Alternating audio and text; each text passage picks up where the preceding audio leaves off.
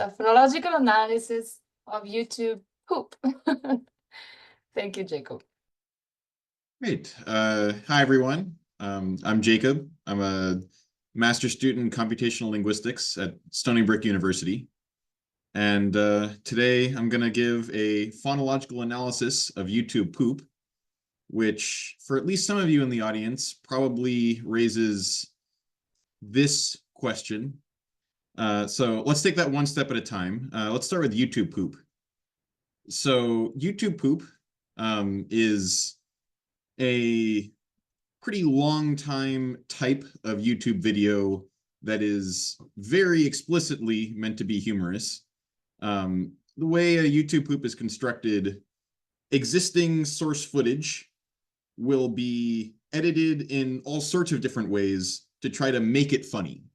That includes chopping up the audio and moving it around, as well as doing all sorts of stuff to the actual video footage. And there are a lot of genre conventions and trends and history to this whole thing, but way more than I have time for in this one presentation. But setting aside YouTube poop for a moment, we'll come back to this in a little bit. What's phonology? So phonology is one of the subfields of linguistics. It's the study of patterns of sound. So way I like to describe it, at the end of the words dogs and cats,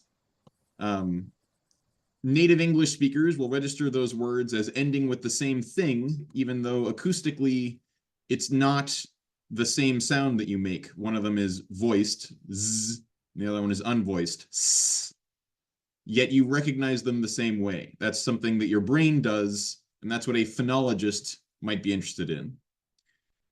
So just to be absolutely clear, I'm going to be presenting a bunch of stuff with standard conventional letters, spelled in various ways using various writing conventions. That's purely for your convenience and not understudy. You could argue that phonology is the cause of how we end up writing things various ways, but for our sake today, exactly how something is written or spelled or what spell check thinks about it or anything like that is completely irrelevant to what we're going to talk about here. So the word of the day today is phonotactics.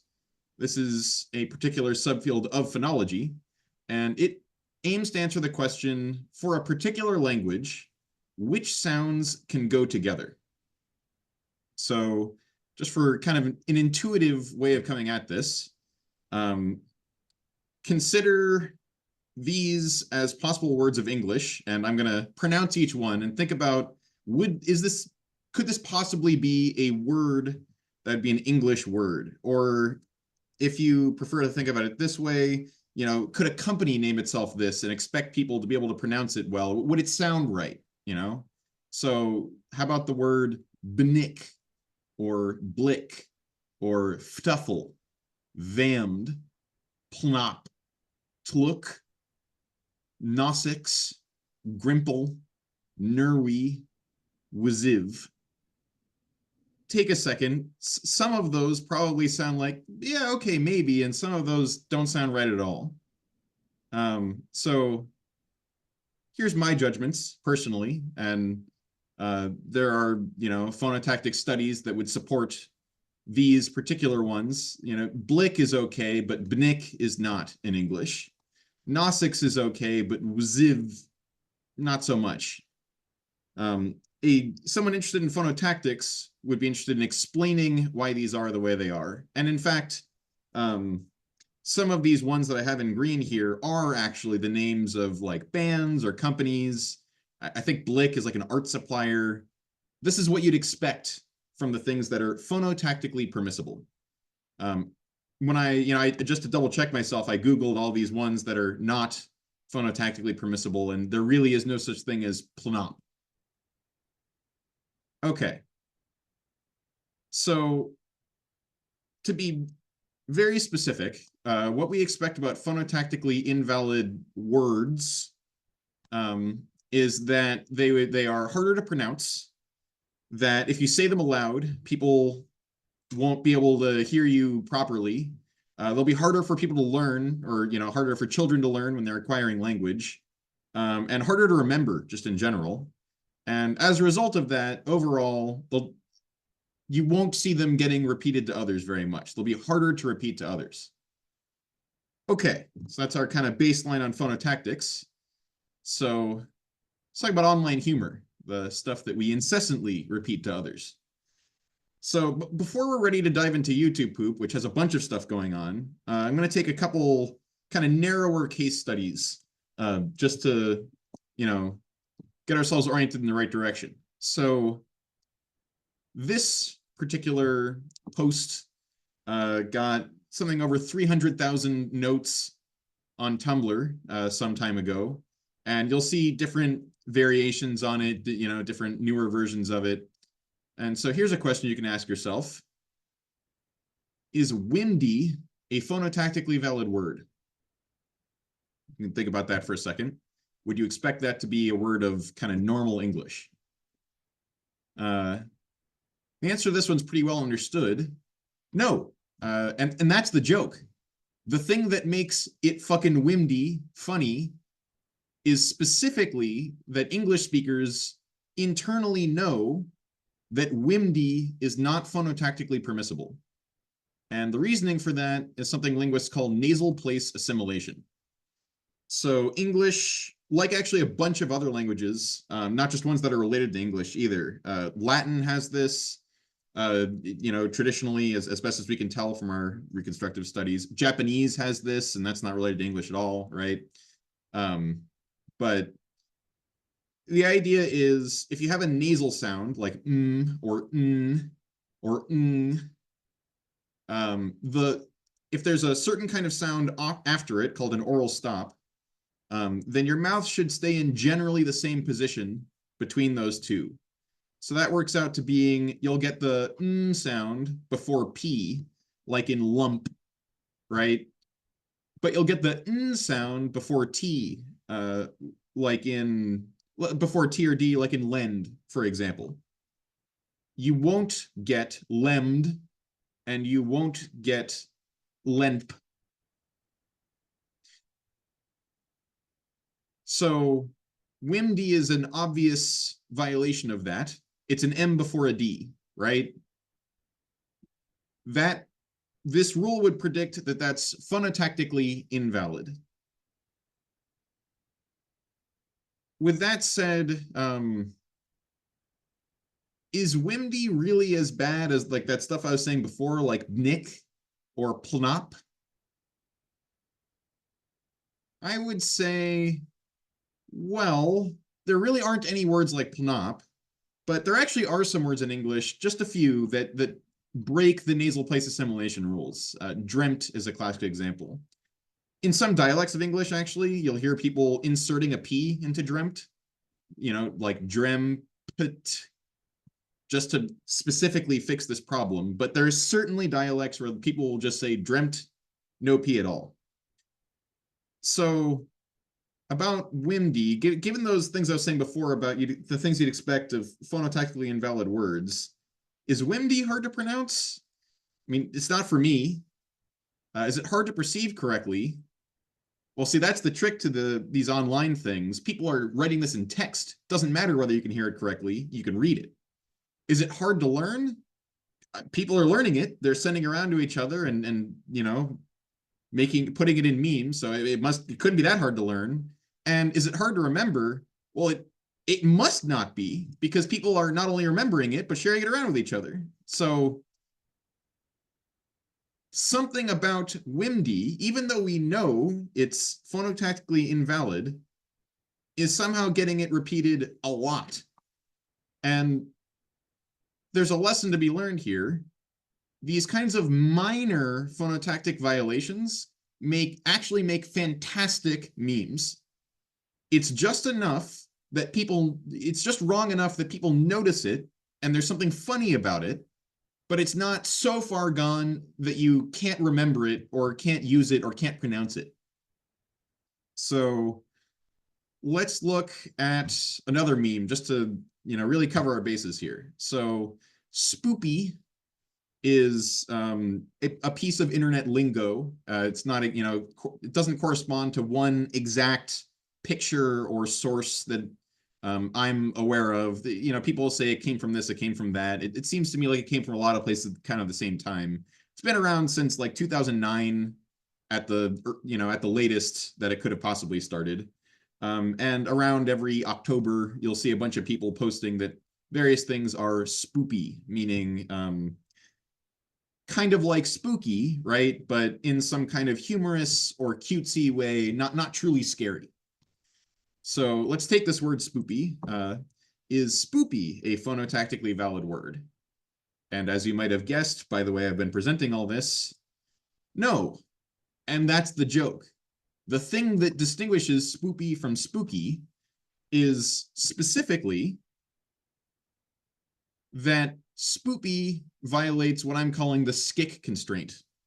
So Davis in 1989, writing about the phonotactics of English, noted that if you have a syllable that starts with S, and then it's followed by a consonant and then a vowel, you can't have the same consonant again after that. So you can't say you can't have words of English like skick or slell or smum. These break this quote unquote skick constraint.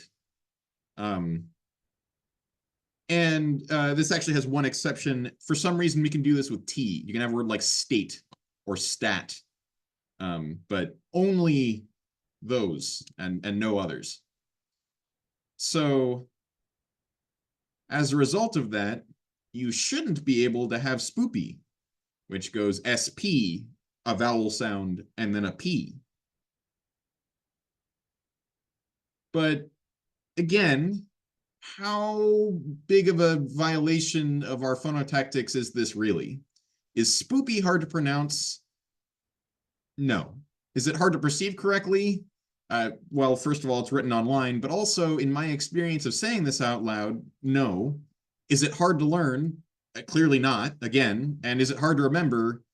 Super not hard to remember. When you, like, a lot of people, you say spoopy to them once and they'll say it repeatedly, indefinitely. So this must be the same kind of thing, but even bigger picture, phonologists aren't even sure what this skick constraint comes from. We have some kinds of explanations for that nasal place assimilation thing. There's some nice stuff about sonority sequencing, and there's some nice stuff about, like phonetic ease and perceptive ease that comes from phonetic ease. But this skick constraint, nobody has any real explanation for this, if they even mention it at all. As far as I know in my search of the literature. So, okay, now to YouTube poop. So rather than just trying to explain YouTube poop in the abstract, which would be very hard, here's an actual example. Just a warning here, YouTube poop, by its very heavily edited nature, it's going to have a bunch of flashing images. If you are photosensitive or audio sensitive in some particular way, I'm only going to play about 60 seconds of this. So if you come back in about 70 seconds, you should be able to skip that. But with that said, let's give this a shot. Here's an idea. So in case you're sus, we'll do a little recap. Community is a postmodern. Community is, and probably soon will have been, a postmodern masterpiece. And Abed, Annie, Britta, Jeff Pierce, Britta, Shirley, Troy, and Britta are 7 students from Queen College who become friends, but also like,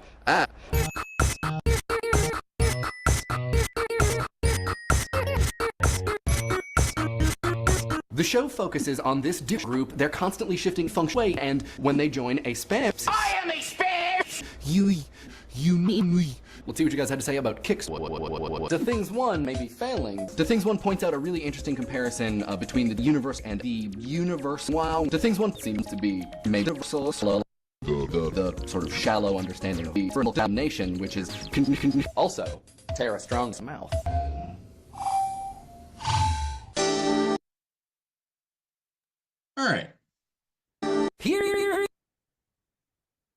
in my opinion, as a linguist, that was way too much to analyze. There is a lot going on there.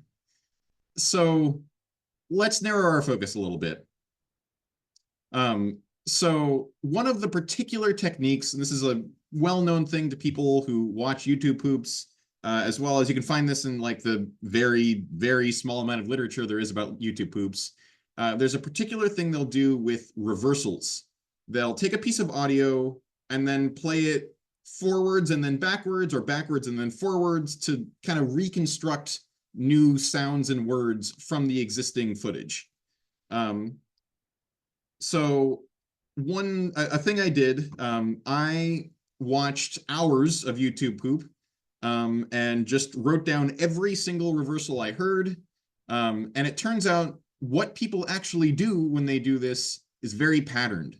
It's not every logically possible permutation of reversing audio in various ways.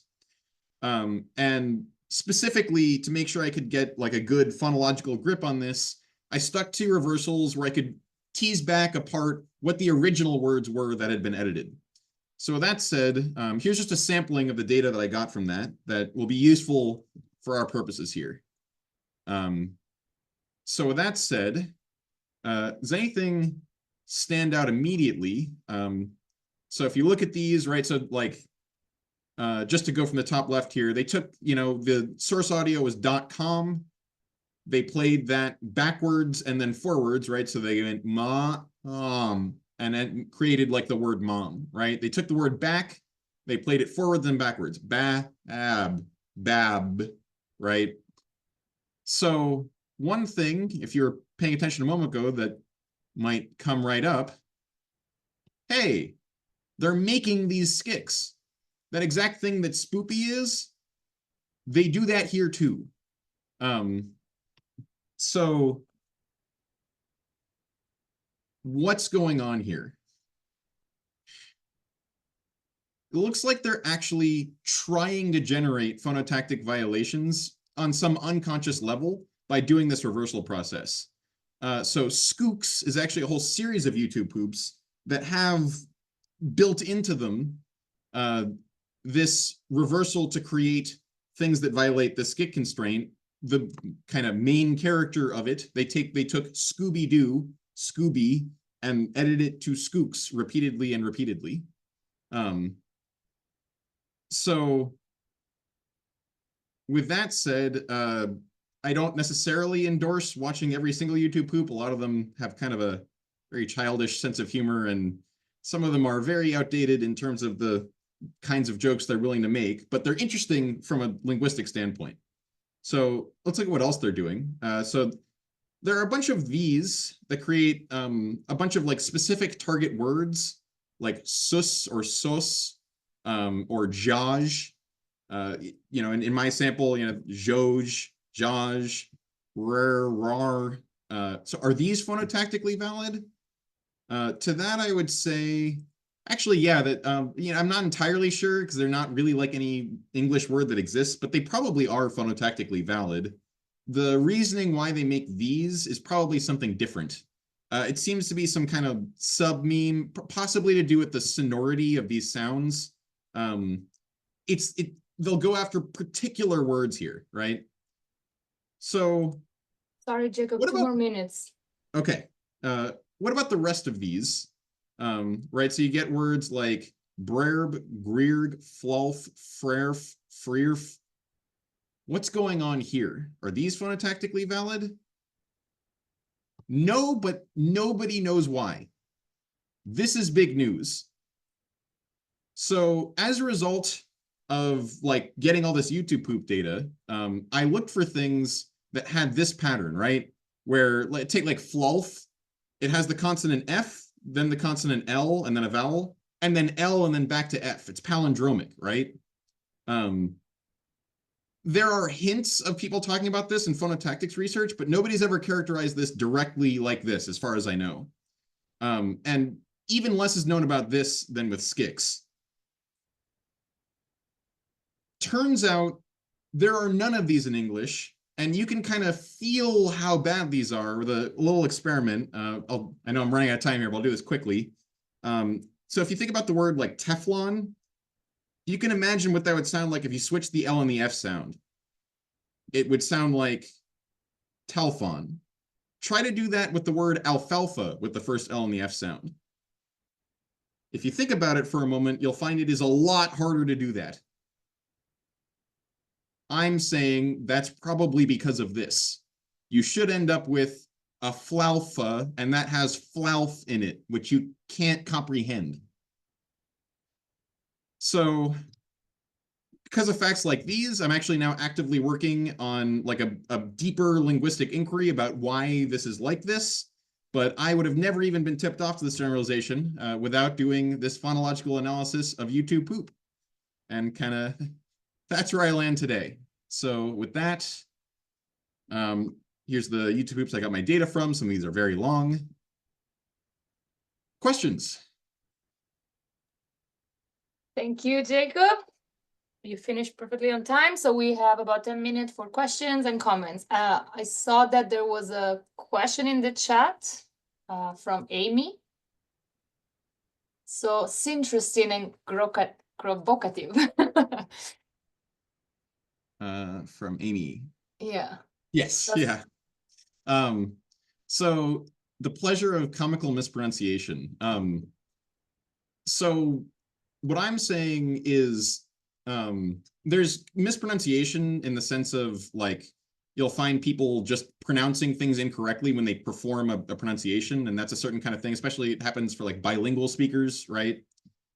The kinds of things I'm interested in are a very different kind of pattern. If my research is correct here, you will not find anyone ever accidentally say something like spoops. It's not something that people will run into, even by accident. Or at least if they do, it'd be very, very rare. It's something you could only construct because there's nothing like it in any language. Well, there's certainly nothing like it in English. And my current research suggests there might not be in any language, but don't quote me on that yet. I'm still doing a wider search.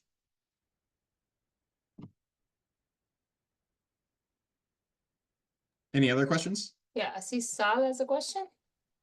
Yes, Jacob, this was very interesting. What popped into my head immediately are the examples of impossible Markovian grammars that Chomsky 57 uses to demonstrate that Markovian grammars cannot work, cannot match natural language. And Exactly. palindromic ones are exactly that, because they require a full-blown phrase structure grammar. Now it may be a pure coincidence, and I've not, because obviously he's talking about syntax, not phonology. But have you thought about this? So I plan to look at it in terms of the regular string sets versus the subregular string sets versus what you have to go beyond the regular string sets. There's kind of a pumping lemma issue here, if you're familiar with that in abstract math. My guess is that language learners, they already have to be primed for things like assimilation effects, like nasal place assimilation that I brought up. And so if you imagine they're looking for things, right, on some subconscious level that sound similar. Whoop, camera just fell down. They're looking for things that sound similar. And so if they have to do that, oh, geez, just for the moment here. If they have to do that already, then you can kind of trick them with things that are palindromic. They won't be able to capture that with a regular language, but they think they should be able to capture it because things sound similar. And my plan is to actually kind of write this up as a sort of garden path phonology effect. When they hear a bunch of similar stuff, they expect it to work out to be something like reduplication or assimilation, but it doesn't work because of the palindrome effect. They would need a stronger system than they have to actually be able to characterize it. But that's my ongoing research right now. Well, it's definitely very interesting because that it's very original. As you said, I've never seen anything like this. So I appreciate that. Thanks. Looks like I have a few more questions. Famous nonsense generators ever get close? So actually, yes. In Magic the Gathering, there is a whole race of goblins that are supposed to be funny. And they are called the Quirk clan. They're supposed to be foolish, and you know, the most famous one is the namesake character Quirk. And you know, his story is he gambled away his own thumb. It's supposed to be a funny story, and I am almost positive that the creators of that character did not know about this particular linguistic generalization, because I don't think anyone knows about this particular linguistic generalization, and yet they landed on Quark, right? That's one of the only attestations that you see anywhere for these particular things. I haven't like done a comprehensive search of Seuss and Carroll and Silverstein, but sometimes you can find they'll do things a little bit like this on purpose. And I've certainly seen it by accident. I think Kiki had a question too. I saw you doing this. Yeah. Yeah, No? sorry. Yes. This is very close to research I've done in the past for my dissertation about pun-target relationships in terms of phonetic distance. So I've been following that topic. There are a few people who work on they say non-words. Linguists, I think, prefer nonce words, like the ones you are looking at, and they have looked at, people just love it because I think they love the word, the uncanny valley effect, the closer you get to a possible word and all of that. If you nod, so you're aware of that research. Otherwise, I'll be happy to send you some references that I would love to be sent more. I've seen like I tried to do as comprehensive a search as I could, and I know I probably missed some of the stuff that's really relevant there. But I saw some papers basically to that effect, but I'd love to be sure that I have everything I can use. I'll take a look. I'll send you stuff. I'm very curious. Have a look at my dissertation if you haven't yet, and let me know. Now I will, yeah. You want to do some work. When was your dissertation? 2003. Okay. So I just want to be sure, I'm finding the right thing. All right. From Christian Hempelman. Okay. And I guess my email is, jacob.rowen@stonybrook.edu. If any of We'll you find it in the schedule, yeah. Yeah. Thank you so much. Yeah. We do have time, I think, for one more question.